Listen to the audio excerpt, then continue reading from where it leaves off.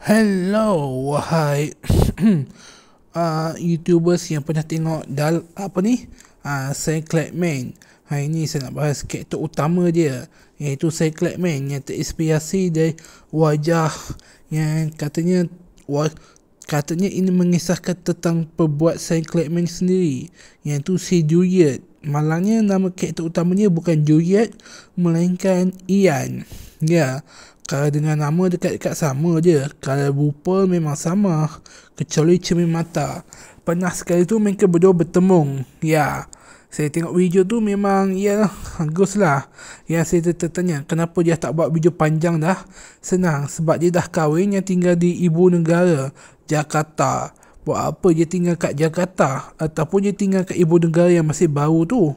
Ya, kalau pendapat saya lebih dia pindah dekat ibu negara yang masih baru daripada Jakarta yang akan tenggelam. Ya, Jakarta akan tenggelam. Yang saya dengar pembuat animasi ni berasal daripada Aceh. Ya, negeri akan merdeka bila Indonesia dapat presiden yang ke-9. Ya, negeri itu akan dapat kemerdekaan kalau Indonesia dapat presiden yang ke-9. Ya, ini cuma ramal jangan ambil serius sangat. Okey, sebut pasal Aceh. Ya, sekarang ni dia tak duduk dah ke kat Sok Memel, dekat kota tu agak susah juga nak sebut. Nama kota ni agak pelik. Ya, patutlah muncul dekat channel YouTube dia jadi animasi. Sebab apa? Ya, sebab popular lah. Dia dah pernah beritahu dekat channel YouTube dia mau pergi ke ibu negara, kerja kat sana. Pasal apa duduk kat ibu negara dengan isteri?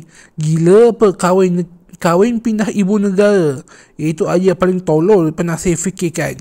Ya, saya terfikir nak buat macam tu, tapi selepas difikir-fikir, itu ayah bodoh berkahwin yang memiliki anak kat sana. Ibu negara tu hidup dah susah, negeri sendiri lebih bagus. Ya, duduk kat negeri cukai tak banyak. Saya lebih pilih duduk kat Kedah. Kalau datang ke Labuan ni hanya untuk bercuti aja. Ya, nanti saya akan pindah balik semula ke Kedah. Sebab hidup kat sini tak keras. Yang saya tak perlu bekerja keras duduk kat Kedah. Ya, saya tak nak duduk kat Kuala Lumpur tu. Dibayar berapa ke, ditawari berkahwin ke, saya tak sudi duduk kat ibu negara. Okey, itu yang saya akan cakap perkara saya dari anda. Kalau anda sila komen. Okey, kenapa saya rasa nak bahas karakter Ian ni? Entah kenapa, itu saya nak cakap pada karakter Ian. Kalau saya boleh buat ni channel YouTube animasi juga. Malangnya saya tak mampu nak buat video animasi macam Pokton animasi tu. Boleh saya jemput Ian ni, karakter utama dia. Dulu baju biasa-biasa saja, sekarang baju warna-warni. Ya, baju warna-warni disangkakan benda tu. Ya, mungkin sebab nak buat tu orang akan ingat supaya viral kot. Tapi malangnya tak.